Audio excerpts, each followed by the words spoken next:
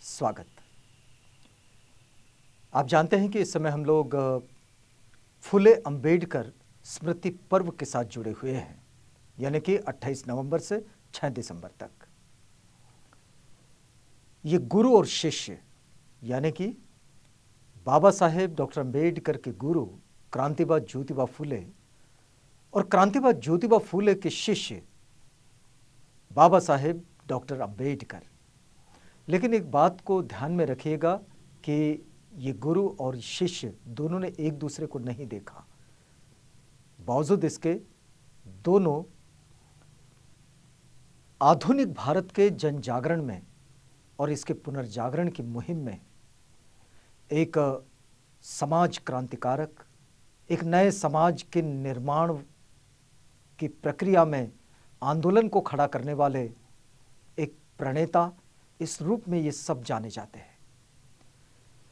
इस समय जब हम फुले अंबेडकर दोनों को याद करते हैं तो क्रांतिबाज ज्योतिबा फुले या फिर बाबा साहेब डॉक्टर अंबेडकर, इन दोनों को इस दृष्टि में याद करना चाहिए कि इस वक्त हम जिन सामाजिक परिस्थितियों को देखते हैं या फिर जिन सामाजिक परिस्थितियों से हम लोग गुजर रहे हैं, ये सामाजिक परिस्थितियां फिर हमें उस वक्त में लौटा देती है जहां पर क्रांतिबाज ज्योतिबा फुले, बाबा साहेब डॉक्टर अंबेडकर अपने आंदोलन की शुरुआत करते हैं।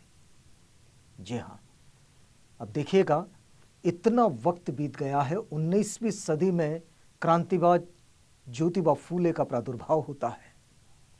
20वीं सदी में बाबा साहेब डॉक्टर अंबेडकर का काम चलता है। अब हम लोग 21वीं सदी में हैं, लेकिन समाज सुधार की जो प्रक्रिया है, उस प्रक्रिया की निरंतरता अगर हम समझने का प्रयास करें तो एक बात हमारी समझ में ज़रूर आती है कि जब जब सामाजिक बदलाव, समाज की कुरीतियाँ, इनको उखाड़ फेंकने का आंदोलन चलता है और सामाजिक न्याय की प्रक्रिया जब आगे बढ़ती है तो सामाजिक न्याय की प्रक्रिया को रोकने के लिए भी हमारे यहाँ प्रक्रिया शुरू हो जाती है। आप देखिए, वर्तमान समय में अगर हम लोग देखें तो बड़ी सामान्य चीज़ें हैं, बड़ी ही सामान्य चीज़ें जो हमारे संविधान में निहित है। इसके लिए बहुत अध्ययन करने की ज़रूरत नहीं पड़ती है। समानता, स्वतंत्रता, भाईचारा, न्याय, ये किसकी समझ में ना आने वाली बात है। लेकिन जिनके हाथ में सत्ता है, वो सत्ता समानता को असमान बनाए रखने की कोशिश में लगी तो रहती ही है। कभी ना कभी ये स्थिति बनती ही है कि हम समानता को असमानता की ओर लेकर चले ही जाते हैं। बंधुत्व हमारी न्याय की प्रक्रिया में बहुत कमजोर सा दिखाई दे देता है। स्वतंत्रता पर अंकुश लगते हुए दिखाई देते हैं और इन्हीं मूल्यों के लिए क्रांतिबाज ज्योतिबा फुले या फिर बाबा साहेब डॉक्टर अंबेडकर अपना आंदोलन चलाते हैं। इस आंदोलन का आधार वे शिक्षा को बनाते हैं। बड़ी छोटी छोटी चिंगारियां हैं इनके जीवन में, जो चिंगारियां बाद में एक आग की तरह फैल गई और एक बड़े आंदोलन का रूप धारण कर गई। बहुत सामान्य सी चीजें, लेकिन इन्होंने जो महसूस किया, चाहे क्रांतिबाज ज्योतिबा फुले हो या बाबा साहेब डॉक्टर अंबेडकर हो, इन्होंने जो महसूस किया वो ये था कि सामाजिक न्याय ये कहीं तो कमजोर पड़ रहा है, बंधुत्व को ठेस लग रही है और ये बंधुत्व के लिए, सामाजिक न्याय के लिए आगे बढ़ने लगे। हम उस वक्त को देखें जरा कि जब ज्योतिबा फुले अपने काम को शुरू करते हैं, वो 19वीं सदी का वक्त। इस वक्त में उस समय की जो परिस्थितियां थी, उन परिस्थितियों में एक बात तो आती ही है कि भाई शूद्रों को पढ़ने लिखने का अधिकार नहीं था। तो लोग बड़ा सामान्य रूप से प्रश्न कर लेते हैं कि जब शूद्रों को पढ़ने लिखने का अधिकार नहीं था तो फिर ज्योतिबा फुले कैसे पढ़ लिए, क्रांति ज्योति सावित्रीबाई फुले कैसे पढ़ ली। इसकी एक बड़ी कहानी है। इसे हमें हमारे यहाँ जो सामाजिक पुनर्जागरण की प्रक्रिया चली, इस प्रक्रिया का थोड़ा सा अध्ययन भी करना पड़ता है। ब्रिटिश भारत में जब व्यापार के लिए आए तो वे उन्होंने सिर्फ व्यापार ही नहीं किया, उनके साथ शिक्षा भी आई। और ब्रिटिशों के साथ जब शिक्षा आई तो शिक्षा के दरवाजे भी खुलने लगे थोड़े थोड़े। परिस्थितियां उतनी अच्छी नहीं थी, लेकिन उन परिस्थितियों में जब ब्रिटिश भारत में थे तो उस समय में स्कूलें भी शुरू हो गई थी। उन्होंने स्कूलों की प्रक्रिया शुरू कर दी थी और वो शूद्र वर्ग के लोग, अति शूद्र वर्ग के लोग जो थोड़े समझदार थे, उन लोगों के लिए इतनी स्थितियां तो बन गई कि वे अपने बच्चों को स्कूल भेज सकते थे। ब्रिटिशों ने इसके लिए व्यवस्था जरूर बना दी थी और इसी व्यवस्था के तहत ज्योतिबा फूले का स्कूल में दाखिला हो सका।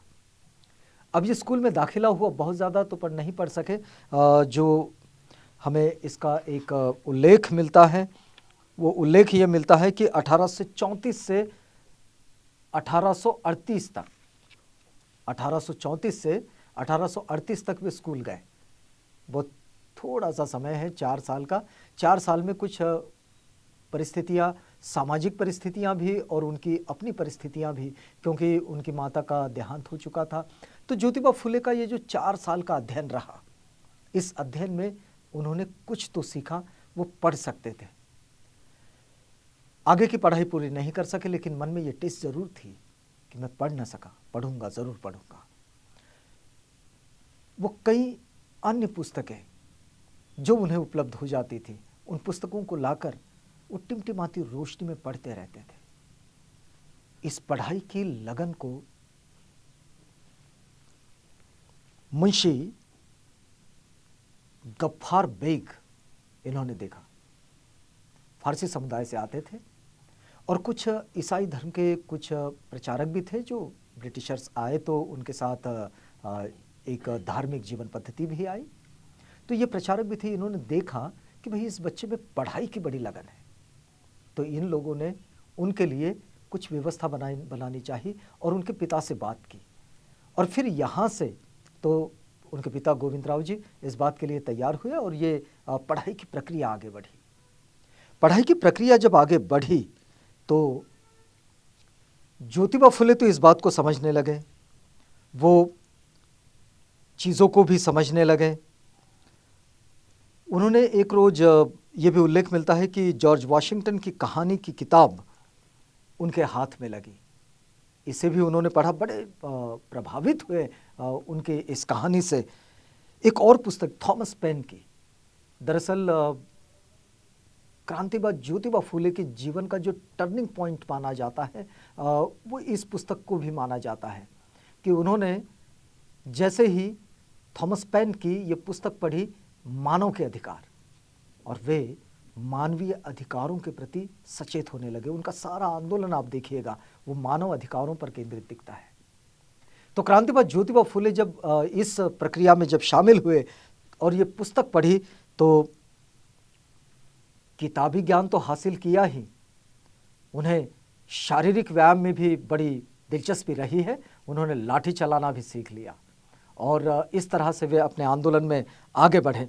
अब देखिएगा उनके एक मित्र थे सदाशिवराव गोविंदे।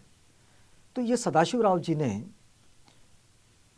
एक बार ज्योतिबा से कहा कि चलो जरा कहीं घूम कर आते हैं, और ये उन्हें लेकर गए अहमदनगर, महाराष्ट्र का अहमदनगर।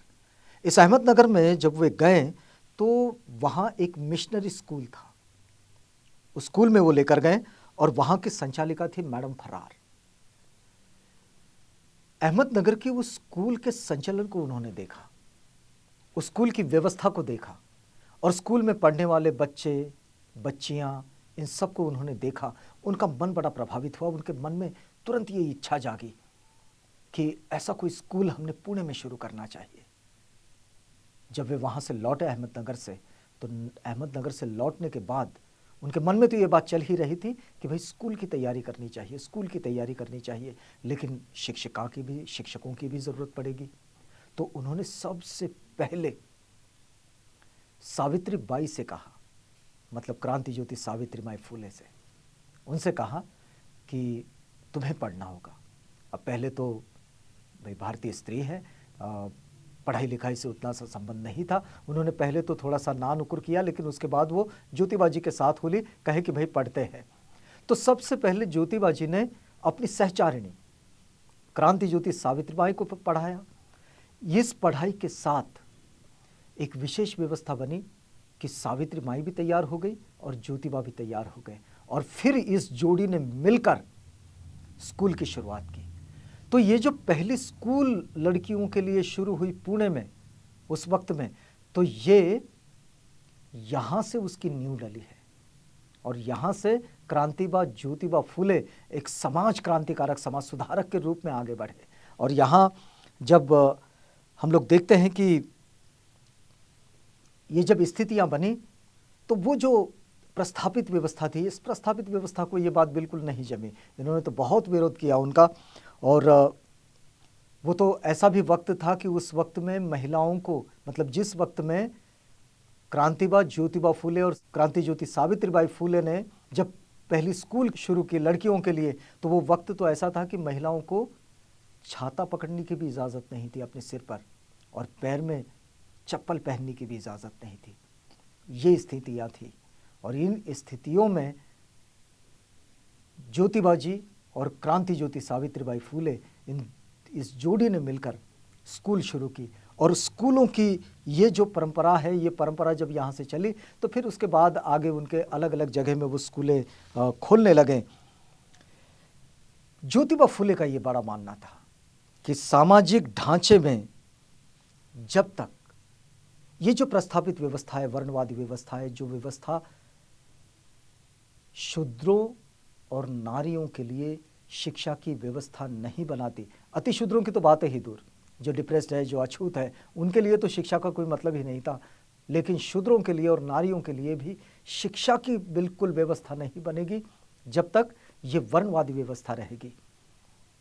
ज्योतिबा फुले इस बात के लिए बिल्कुल आग्रही होकर आगे बढ़ने लगे कि यदि यहाँ के गरीब लोगों का, यहाँ के शोषित लोगों का, यहाँ के पीड़ित लोगों का, यहाँ के शूद्र अतिशूद्र का यदि कल्याण करना है, तो बस एकमात्र व्यवस्था बनती है, और वो ये व्यवस्था बनती है कि इनके लिए शिक्षा की व्यवस्था कर दी जाए।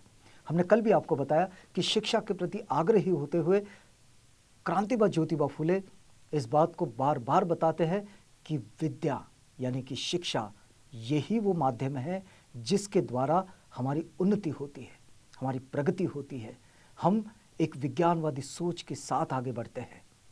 आज जब हम इन दोनों गुरु और शिष्य यानी कि फुले अंबेडकर यानी कि क्रांतिबा ज्योतिबा फुले और बाबा साहेब डॉक्टर अंबेडकर क्रांति सूर्य जिन्हें कहा जाता है, इन्हें जब याद कर रहे हैं, तो शिक्षा की इस व्यवस्था का आग्रही भूमिका के साथ आगे बढ़ना ये भी समझना बहुत ज़रूरी है, जो कि इस वक्त में हम देखते हैं कि वहाँ उस वक्त में 19वीं सदी में शिक्षा के उन चैलेंजेस को जिस तरह क्रांतिबा ज्योतिबा फुले ने फेस करते हुए उसमें से रास्ता निकाले, बिल्कुल वही स्थितियाँ आज भी बनती है। जो लोग बाबा साहेब क्रांतिबा ज्योतिबा फुले इनको अपना आदर्श मानते हैं, पेरियार, नारायणा गुरु, इन सब के आदर्शों के साथ जो आगे बढ़ते हैं, तथागत बुद्ध के आदर्शों के साथ आगे बढ़ते हैं, ये सब के सब शिक्षा को पहला स्थान देते हैं। और इसलिए शिक्षा की व्यवस्था को सब तक पहुंचाना, सभी के लिए शिक्षा की व्यवस्था बनाना, ये आज के समय की भी ज़रूरत है। हम यहाँ पर रुकेंगे, आज की बात को यहीं रोकते हैं।